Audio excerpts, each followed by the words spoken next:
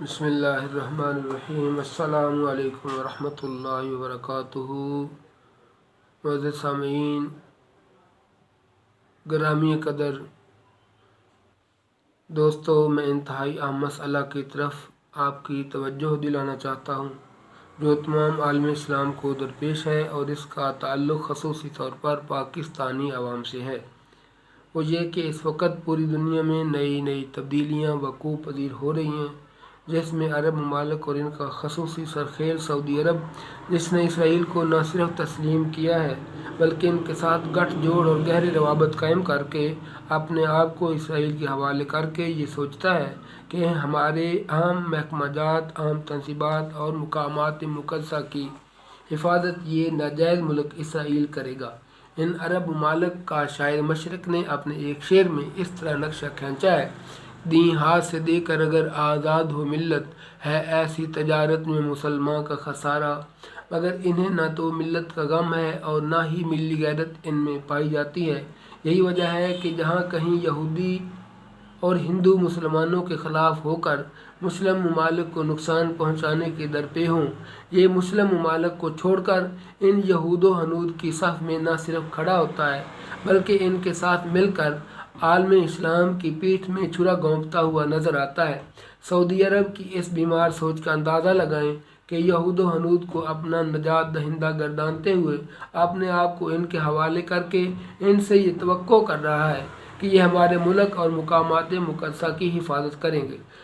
یہودی قوم، جس کی چیرہ دستیوں نے انبیاء علیہم السلام کو ناقابل یقین حد تک نقصان پہنچانے کے ناقابل معافی جرم کیے اور جن کو ان مقامات مقدسہ تک اسلام رسائی تک کی اجازت نہیں دیتا، یہ اس قوم سے اپنی نگہبانی کی امید رکھ کر بلے سے دودھ کی حفاظت کروانے چلے ہیں۔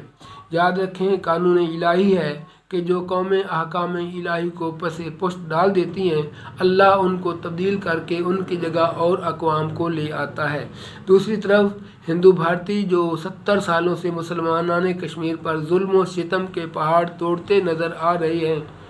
کشمیریوں کی حق خود ارادیت کو دبا کر ان پر طرح طرح کے ظلم و ستم کر رہے ہیں، بچیوں کو ظلم و زیادتی کا نشانہ بنایا جا رہا ہے، کشمیری جوانوں کو آئے روز شہید کر دیا جاتا ہے اور کشمیر میں ہندوؤں کو آباد کیا جا رہا ہے، یہ عرب ممالک اس بھارتی قوم سے تعلقات بڑھانے چلے ہیں۔ کاش ان کو کچھ غیرت یاد آ جاتی کہ دنیا چند دن تک رہے گی، مگر ان کی اسلام کے ساتھ غداری رہتی دنیا تک باقی رہے گی اور ہمیشہ برے لفظوں میں یاد کی جاتی رہے گی۔ غیرت ہے بڑی چیز جہاں تگ و دو میں پہناتی ہے درویش کو تاج سر دارا۔ قارئین، دنیا کے 3 گرگ نیتن یاہو، شاہ سلمان اور ٹرمپ بیت المقدس، جو کہ عالم اسلام کا قبلہ اول ہے، کو اپنے ناپاک قبضے میں لے کر اس کو گرا کر ہیکل سلیمانی تعمیر کرنے کی باتیں کر رہے ہیں۔ اب وقت آ چکا ہے کہ عالم اسلام، خصوصاً اہل پاکستان، اپنے مذہبی مسلکی مسائل کو بھلا کر ایک پیج پر کھڑے ہوں اور متحد ہو کر عالم کفر کی طاغوتی طاقتوں اور ان کے اہلکاروں کی ریشہ دوانیوں کا رد کر سکیں۔ آج حضرت عمر فاروق رضی اللہ تعالیٰ عنہ، صلاح الدین ایوبی اور نور الدین زنگی کی روحیں سوال کر رہی ہیں کہ اے ہمارے وارثوں، اے مسلمانوں، بیت المقدس پر یہودی قوم کا تسلط تم نے کس طرح برداشت کیا؟ ستم بالائے ستم کہ پاکستانی مسلمان جو کہیں بھی اور کسی بھی حالت میں مسلمانوں پر ظلم ہونے پر اپنی آواز مسلمانوں کے حق میں بلند کرتے تھے اور خود کو قربانی اور اسلام کی آبیاری کے لیے پیش کرتے ہیں، آج ان کڑے حالات میں بہم الجھے اور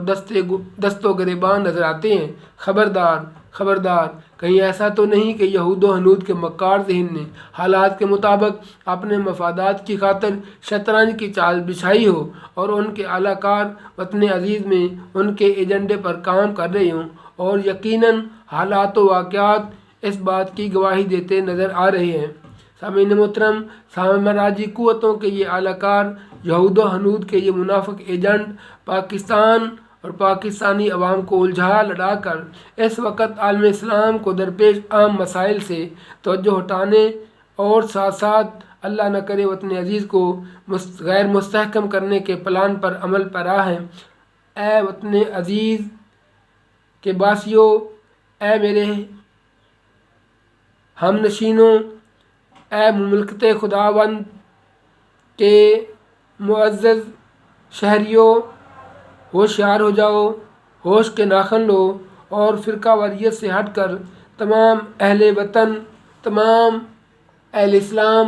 ایک ہوں مسلم حرم کی پاسبانی کے لیے نیل کے ساحل سے لے کر تاب خاک کاشغر کا عملی مظاہرہ کرو۔ میری تمام اقبائے فکر کے علماء کرام سے گزارش ہے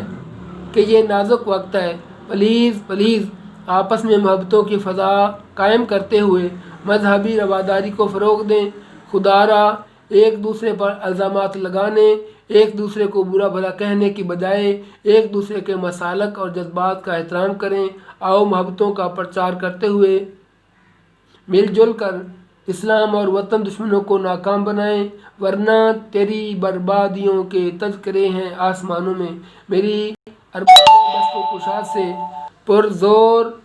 اور انتہائی دردمندانہ گزارش ہے کہ مذہبی منافرت پھیلانے، ایک دوسرے کے جذبات کو ٹھیس پہنچانے والوں کے ساتھ سختی سے نپٹا جائے۔ اللہ نہ کرے کہیں آقام بالا کی یہ نرمی اور خاموشی جرم نہ بن جائے، اور ایسا نہ ہو کہ یہود و ہنود کی سازشیں اللہ نہ کرے اسلامی جمہوریہ پاکستان کو عراق و شام کی طرح نقصان پہنچائیں۔ اور مل جل کر اللہ کی رسی کو مضبوطی سے تھام لیں، اور مل کر اللہ کریم کی بارگاہ سمدیت میں دعا کریں۔ اللہم بدل سوء تقدیرنا بالخیر، اے اللہ کریم ہماری بری تقدیر کو اچھی تقدیر سے بدل دے۔ وما علینا الا البلاغ۔ والسلام، عبدالحمید گل فیضی، پاکستان، پائند آباد۔